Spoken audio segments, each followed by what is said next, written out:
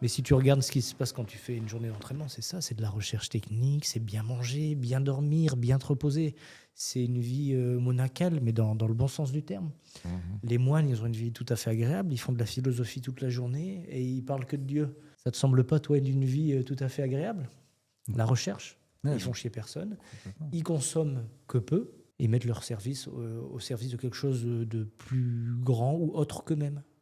Mais ça va à l'encontre de ce que la société pousse à faire actuellement. C'est-à-dire en quel sens? Bah, dans le sens où j'ai pas l'impression que le fait de consommer peu, de réfléchir beaucoup, Ah oui, soit oui, forcément ce qui effectivement. soit Oui, oui. encouragé.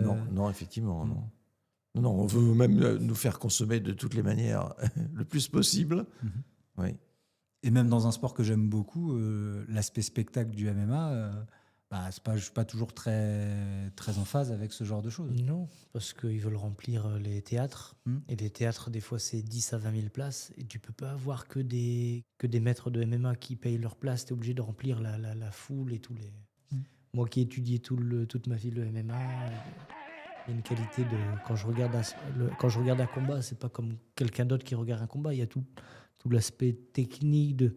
Je peux me faire des images dans ma tête et aller loin.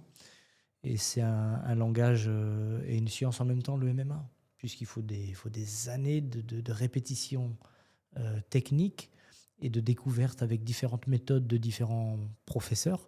Un peu comme j'imagine un apprenti philosophe, il a besoin d'un philosophe référent à la base sur qui il va tout apprendre, et puis après un autre pour mettre les deux visions, voilà, et puis un troisième, mais que chaque découverte et apprentissage d'une méthode prenne au moins 5 à 10 ans.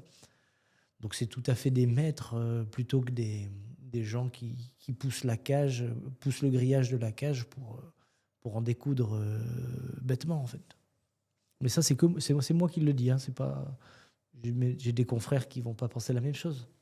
Mais souvent, le mec qui fait du MMA, il est tranquille. Hein. Il est tout à fait sympathique. Hein.